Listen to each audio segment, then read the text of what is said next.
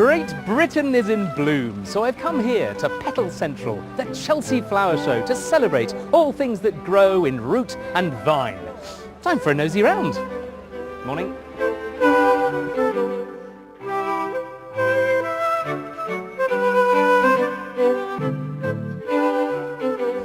Oh, I'm giddy with fragrance. Time to hit the shops. With Glynn's champion chicken and pea custard, you might be tempted to ruffle a few feathers by selecting an inventive blend of admirability, such as this Bernard Series Grenache Blanc with Viognier from South Africa. Stunning wine, but with this dish, the freshness of those peas calls for a wine with even more fruity vibrance, so I'm selecting a dazzling beauty from New Zealand. Behold, finest Awatri Valley Pinot Grigio 2012, Flashdance. Pinot Grigio, also known in its richer form as Pinot Gris, is actually a mutation of the red grape Pinot Noir, and in the mass market it makes wines with a neutral flavour and a wide appeal. However, plantings in New Zealand are on the rampage thanks to bottles like this one that have fruit that's so bouncy and vibrant it's like a pear the size of a space hopper. It's also partly down to the clone of Pinot Grigio deployed in this vineyard, which is the Berrysmith, known and famed for its more concentrated flavour. Oh, fruity boosters! The biggest flavour in Glynn's dish is actually his pea custard, thanks to the heady vanilla and the sweetness of the sugar. And for that, you need a wine with lively vibrance, and this Pinot Grigio delivers the perfect dose. Then of course there's the chicken. You need a bit of weight and texture in the wine to balance up, and thanks to a warm end to the 2012 vintage, this wine has the perfect level of succulence. And finally, the fresh peas with those shallots and their tangy tingle. The zesty character of this zinger from New Zealand tickles an absolute treat. Glyn, here's to your champion chicken. Cheers! Cheers indeed. This is fantastic. Yeah, cheers, Ollie. This is good on this it's one. It's great. Yeah. I mean, if you go looking for stuff like this, it's one of those things that you sort of go past it, but a great bargain, I think. I think it's fantastic. Really £8. With the peas as well, I think it's great. Yeah. Nice and fresh? Great, really fresh. Yeah, nice and crisp. Happy with that? It's disappearing rapidly, so you must be enjoying it. There you go. That's lovely. Right, coming up, Paul has a superb sounding fish dish to share with us, with a classic garnish. What are you going to make? Roasted cod, asparagus, cauliflower puree, polonaise garnish. So hard-boiled eggs, capers, cornichons, and some herbs. Nice and simple as well. So there you go. Don't forget, you could ask these two a question. If you call this number, that's 033 0123 1410. That's 033 0123 1410. Standard call charges do apply. You should all take Rick's advice and try something a little different next time you go to fishmongers. But it's not just fish that's good in this country. To tie in with Rick's trip around Britain's coast, I'm going to show you some of the great British ingredients over the next few weeks that are in season at the moment. And a lovely one to show you now as well is quite an unusual cheese. Not many people have heard of it. It's called Ogleshield. I know the boys over there have heard of it. I don't know whether you've heard of it, Joe, but it's basically made by the Montgomery brothers, famous for that Montgomery cheddar, and they've got a Jersey cows herd, and it produces this amazing cheese. Now, if you can get it, it's called Ogleshield, and we're going to do that with a lovely, basically it's just a fancy cheese on toast.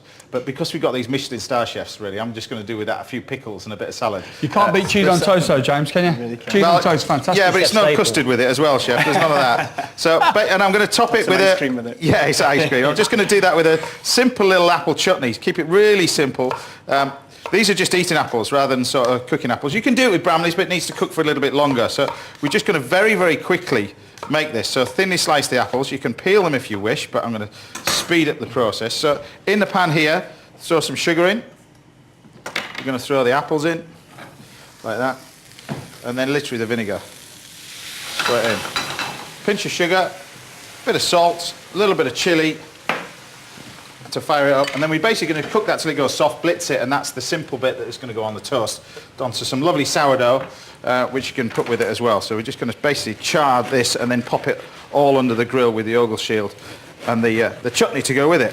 So life's pretty busy for you. Congratulations on the new part. Thank you very much. As well. I mean, great storyline as well. There's not a lot you can give away, really, on a show like that, because everything's very secretive. But, yeah, you know, although we don't shoot too far in advance, so I don't really know too much of what's going to happen. I only know kind of for the next couple of months. Now, do you get a say in sort of the script part of it, or really, or do you just get the lines and that's it? Not Is it particularly. one of those... You know, they have an amazing team that are of writers and medical people who are constantly coming up with new stuff, and it's really difficult because, you know, the show's been running for 15 years, so constantly constantly coming up with new things, new ailments, new medicines, and so no. I mean, yeah, they're open to ideas, but whether or not they take notice of those is another thing. And it must be great as an actor, really, to get your teeth into a role like that, because they send you away, actually send you to a hospital. Yeah. I saw some open heart surgery, which was kind of amazing. I wasn't sure how I was going to react to it, but it's just fascinating. You know, you're seeing this heart beating in front of you, and they slow it down and stop it, and they were doing a valve replacement, which was kind of amazing.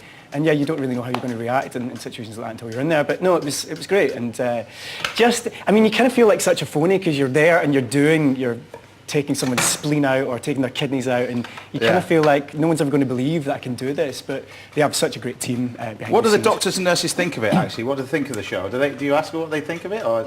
I mean, I know a doctor who watches it, and they watch it like anyone. I mean, I'm sure you watch cooking shows to see where they go wrong and what they're doing wrong. And go to restaurants. Just watch this one, is enough.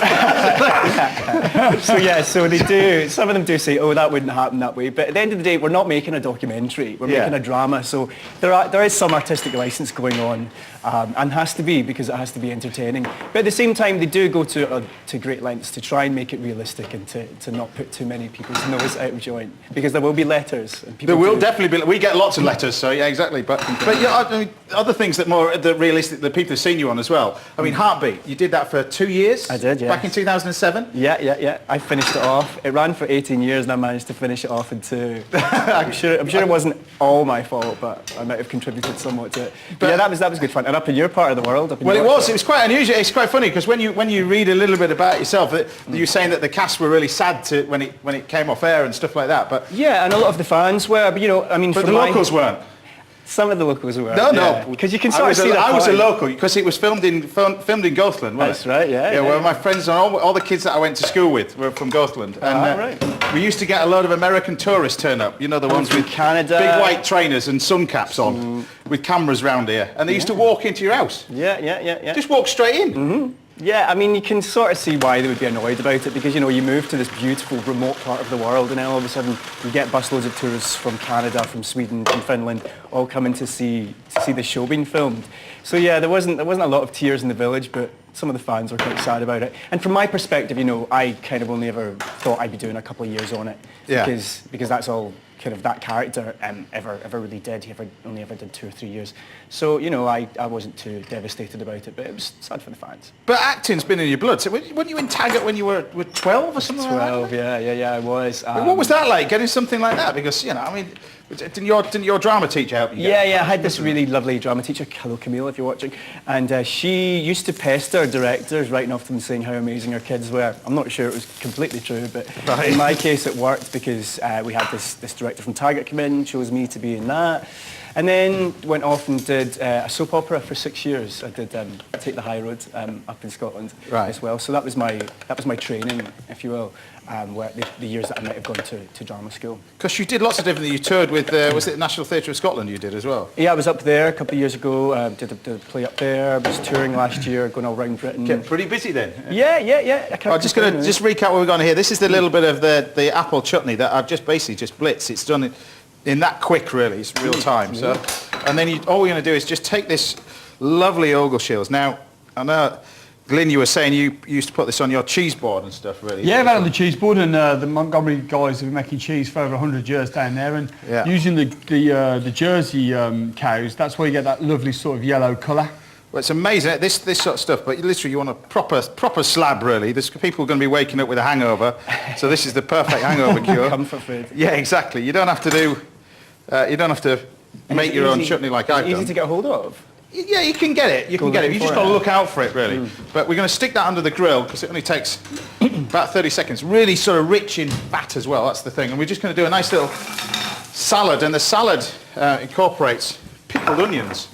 That basically just warming up. So it's like a little warm salad. But these are just normal pickled onions that we just pop in there. And I'm just going to break these up with a fork and do a nice little salad with it as well. Okay, nice and easy. Like that. So, I mean, the part that you're playing in Holby City, do you film that? I mean, is that weekly filming, or is that something you film in a block? You say that you don't really know the script in advance. Yeah, it's Monday to Friday. We don't do weekends, which is great, which is why I'm here. And it's good fun. It's to be filmed up in Elstree, which is where they do EastEnders, and I'm North London, so it's all very handy. after traipsing around the country for the past couple of years touring, it's nice to be at home for a change, which doesn't happen very often. You say home, but you came down to London quite young. Yeah, I'll be in trouble for saying that. Of course, Scotland. Scotland's my spiritual home. But yeah, I've been down here for a good old while now, for like 15 years. So. Right, so nice little dressing. You've got the pickle to go with it as well. I'll just lose this to one side.